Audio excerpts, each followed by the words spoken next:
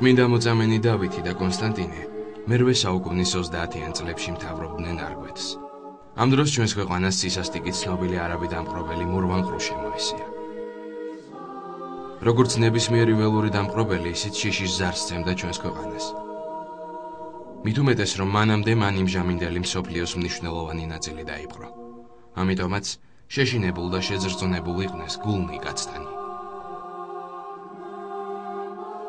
როდესაც არგვეთის მთავრებმა ღვთისშეწევნით აურაცხელი მტერი მოსრეს და უკუაქციეს, ისინი მტერმა შეიპყრო. დავითმა და კონსტანტინემ მაჰმადიანობის მიღებაზე უარი თქვეს. მტერმა განუზომელი ტანჯვის, გვემისა და წამების შემდეგ მათი სიკვდილით დასჯა განიზრახა.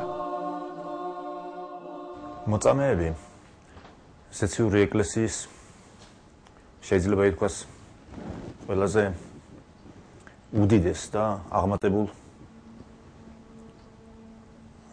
პირთა რიცხვს ეკუთვნიან. მოწამეობა თვითონ სიტყვა დღეს ტრივიალური გაგებით ნიშნავს ტანჯვას, წვალებას, ანუ აწამაო ადამიანი, როცა ამბობენ, იქ აღინუსხება მხოლოდ გარეგნული მხარე, მაგრამ სინამდვილეში მოწამეობა ნიშნავს მოწმობას. მათ დაამოწმეს ქრისტიანობის ჭეშმარიტება. დაამოწმეს ის, რომ ქრისტიანობა არის ჭეშმარიტი რელიგია, ის რომ ღმერთი განკაცდა, რათა ჩვენ განხვრთობილიყავით, ანუ ყოვლადწმინდა სამების მეორე პირმა ძეხვთისამ მიიღო სრული ადამიანური ბუნება და ამ ადამიანური ბუნებით ევნო ჯვარზე, რითაც გამოისყიდა ადამიანთა ცოდვები და ეს ადამიანური ბუნება შემდგომ აყვანილი იქნა საუფლო წიაღში. აი მოკლედ შეიძლება ითქვას, რომ ეს არის ქრისტიანობის არსი და სწორედ ამ ქრისტიანობის ამ არსის დადასტურება მოწამეთა მოღვაწეობა. რა თქმა უნდა, წმინდანები არიან აღმსარებლებიც, ნეტარნიც, ღირსნიც, რომელთაც სხვა გზით დაიმკვიდრეს ზეციური სასუფეველი, მაგრამ არ შევცდებით თუ ვიტყვით, რომ მოწამეობა ყველაზე აღმატებულია.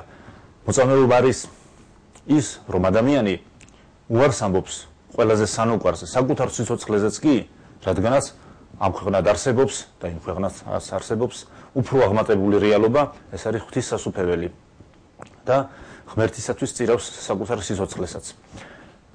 განსაკუთრებით დიდია მოწამეთა რიცხვი ქრისტიანობის დევნის პერიოდში, პირველ საუკუნეებში, მაგრამ მას შემდეგ, რაც ქრისტიანობა სახელმწიფო რელიგია გახდა რომის იმპერიაში, ჩვენს ქვეყანაშიც, მაინც მოწამეთა რიცხვი შეიძლება ითქვას არ შემცირებულა, რადგანაც არაქრისტიანული სახელმწიფოებისაგან მუდმივი თავდასხმების ქვეშ მიდიოდა, იყო მოქცეული ამა თუ იმ ქრისტიანული ერის, მათ შორის საქართველოს ისტორიული ხვედრი, ისტორიული ცხოვრება. წმინდანები იმ ტბის პირას მიიყვანეს, სადაც წმინდა კოზმა და დამიანეს დაძარია აღმართული. როდესაც თავდაღმა დაკიდებულ მოწამეებს კიდურებზე მძიმე დახკიდეს, მათ პირჯვარი გადაიწერეს და შესთხოვეს უფალს, რომ მიეღო მათი სულები. პასუხად ზეციდან გაისმა საზარელი ხმა, რომელიც მათ სათხოვარის ასრულებას უქადდა. შეშინებულმა მტანჯველებმა წმინდანები ტბაში ჩაყარეს, თვითონ კი მირბოდნენ, გაურბოდნენ ზეციდან მომავალ ხმას. ღამით უმეტესი სასწაული აღესრულა. ველი განათდა, ტყებრწყინვალებამ მოიცვა, მთელ ამ ნათებას ტბის სიღრმიდან ამომართული 3 სვეტი გამოსცემდა. წმინდანებს ხელფეხიდან ბორგილები დასწვივდათ, ქედიდან ლოდები ჩამოეხსნათ და უსულო ტბამ, როგორც გონიერმა და სულიერმა არსებამ თითქოს ხელში აიყვანა მათი წმინდა სხეულები. სამთაგან თითოეული განთიადის ვარსკვლავივით ბრწყინავდა ცაში. თავის გაწირვა უცხო არ არის სხვა რელიგიებშიც. ის კი არა ათეისტებიც კი იყვნენ, მაგრამ აქ არის უხილავი მხარე, რომელიც პრინციპულ წყალგამყოფს წარმოადგენს ქრისტიან მოწამესა და არაქრისტიან ადამიანს შორის, რომელიც რაღაცა პრინციპის გამო ეწამა. ეს პრინციპი შეიძლება იყოს არაქრისტიანული რელიგია, რომელიც ხშირად ფანატიზმამდე არის მისული, რაიმე პოლიტიკური იდეალები, მოყასვისადმი თავდადება და ასე შემდეგ. ამის მაგალითებს ისტორიაში ბევრს ხვდებით, მაგრამ ქრისტიანობას აქვს სულ სხვა საფუძველი, სულ სხვა ქვაკუთხედი, რაზეც დაშენებულია მთელი ქრისტიანული მოწამეობრიობის არსი. ეს არის მისი თეოლოგიური და მე ვიტყოდი ონტოლოგიური საფუძველიც, რომ აქ ყველაფერი თავი და თავი არის ქრისტე. ქრისტესათვის მოწმობა, რომ ქრისტე არის ჭეშმარიტება და გზა ამავდროულად ჭეშმარიტების შეცნობისაკენ. აი ეს არის ყველაზე არსებითი ქრისტიანული მოწამეობისა. აი მე მახსენდება მაჰათმა განდი, ცნობილი რელიგიური პოლიტიკური მოღვაწე და ჰუმანისტი, რომელიც გაკურვებული იყო და ვერაფრით აეხსნა, თუ რატომ გახდა ქრისტიანობა ასე ქრისტეს მაგალითი, მისთვის ერთ-ერთი რიგითი პიროვნების ჯვარზე გაკვრა და წამება, ვნება, ასე საყოველთაო, რატომ გახდა? მაშინ როცა ინდუეთში, თვითონ მის სამშობლო ინდუეთში მარტო მილიონობით ადამიანს იტანჯებოდა უფრო უარესი ხვედრით და უფრო მძიმე ტანჯვით აღესრულებოდა. იმიტომ რომ მაჰათმა განდი არ იყო ქრისტიანი და მას არ ჰქონდა სწორედ ის თეოლოგიური საფუძველი, რომელიც ძირეულად განასხვავებს ქრისტიანულ მოწამეობას და დანარჩენ არაქრისტიანულ რაღაცა იდეალებისათვის, თუნდაც ძალიან ამაღლებული იდეალებისათვის თავგანწირვას. აი ეს არის ყველაზე სპეციფიკური და არსებითი სხვაობა ქრისტიან მოწამესა და სხვა დანარჩენებს შორის. ამ დროისათვის ტყეში მიიმალა წმინდა მთავართა ორი მონა, რომელიც ბატონების მსგავსად მტერს ყავდა შეპყრობილი, მაგრამ საშინელი ხმის გაგონების გამო მტერს როგორც ჩანს მიავიწყდა ისინი. ისინი ერთად შეიკრიბნენ ტბისპირას და ხედავდნენ წმინდა ცხედრებს. გაოცებას ვერ მალავდნენ, რადგან ისინი ბეჭდთა ზედაწყლისათა ნათობდნენ ვითარცა ბზის თვალნი. მათი ბჭობისას სინათლიდან გამოსულმა ხმამ აუწყა, თუ როგორ უნდა მოქცეულიყვნენ. მან უბრძანა ქრისტიანებს, რომ აეღოთ წმინდა მოწამეთა ცხედრები, აღმოსავლეთისკენ წაესვენებინათ და იქ დაეკრძალათ, რადგანაც ასეთი იყო ნება უფლისა. ვიდრე იარსებებდა ქვეყნიერება, განუხრწნელი დარჩებოდა მათი ნეშტიც. ამ სიტყვების გაგონებამდე წმინდა გვამები შუა ტბაში იმყოფებოდნენ. მაგრამ მაშინვე, როგორც კი ხმა გაისმა, ისინი უკვე ტბის ნაპირთან, შესართავთან გამოცურდნენ. ხალხი მომხდარმა გააოცა. ღვთისდიდებითა და გალობით აიღეს გვამები და მითითებული ადგილისაკენ გაემართნენ.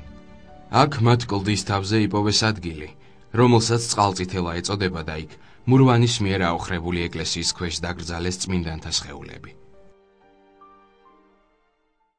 მას შემდეგ, რაც მურვანყრომ წმინდა დიდი მოწამეები დავითი და კონსტანტინე მდინარე ფასონში ჩაყარა და მათი იქ მოკვდინება ბრძანა, თავად აღიძრა და დაიბანაკა ქალაქსა ჯიხან ქუჯისასა, ქვეყანასა მეგრელთასა, სანახებსა ჭყონდიდისა, რომელას მეგრულითა ენითა მუხა დიდი. ანუ მურვანი გადასულა დღევანდელი სამეგრელოს ტერიტორიაზე, იქ სადაც ჩვენს დროშიც დგას უძველესი ეკლესია და დღემდე ჭყონდიდელი მიტროპოლიტის საკათედრო დაძრა დაამიჩნეული. ტერმინი ჭყონდიდელი სწორედ დიდ მუხას ნიშნავს. მურვანის ბანაკი იმდენად დიდი და ვრცელი ყოფილა, რომ ცხენის წყლიდან მოყოლებული ვიდრე აფხაზეთამდე გრძელდებოდა. მან ამ გზაზე დაარბია ტაძრები და ციხეები. სრულიად გაავერანა ჩვენი ქვეყნის სამეგრელოსა და აფხაზეთის მიწები. როგორც ჰაგიოგრაფი მწერალი მოგვითხრობს, იმ მდინარეზე, რომელსაც დღეს აბაშა ეწოდება, მურვანყროს მიერ ხალხის დასარბევად და ასაწიოკებლად შემოყვანილი ხალხი იდგა. მათ აბაშები ეწოდებოდათ.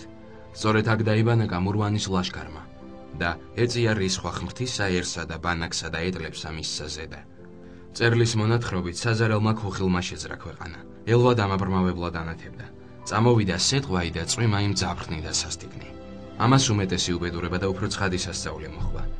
განაღო პირი ქვეყანა მან და აღმოაცენა სიმრავლენი წყალთანი და ზღვა იქმნა ქვეყანაი ხმელი. მიწა გაიხსნა, იქიდან წყალმა ამოხეთქა და ხმელეთის ზღვად გადაიქცა. მდინარე ნაპირებიდან გადმოვიდა და დატბორა სანაპირო. მრავალი აბაში მოისრა. მას მერე ეწოდა ამ მდინარეს აბაშა. ხოლო მდინარეს, რომელმაც 4000-მდე ეტლი და ცხენი წაიღო, ცხენის წყალი. როდესაც მურვანმა მასზე მოწეული ეს საშინელი უბედურება იხილა, წყევლა საკუთარი თავიც და მეგზურებიც, რომ ესოდენ ვიწრო და გაუვალ ხეობებში მოსვლა გადაწყვიტა. ამიტომ იგი აქედან გადავიდა ზღვისპირა ქალაქ ცხუმში, სოხუმში. გაიარა ანაკოფიის ციხე, სადაც ვახტანგ გორგასლის შთამომავლები იყვნენ გამაგრებულნი. მათგან უფროსი, არჩილი, ურწმუნოებმა მოგლეს. დარჩილი კი კვლავ ციხეში გამაგრდა.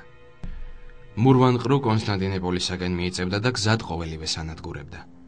იგი ქალკედონში დაბანაკდა და გადაწყვიტა, რომ ზღვის ვიწრო ზოლი, რომელიც კონსტანტინოპოლისაკენ ყოფდა მას, ქვით ამოევსო და ამგვარად აეღო ქალაქი. სწორედ ამ დროს აღესრულა კიდევ ერთი სასწაული.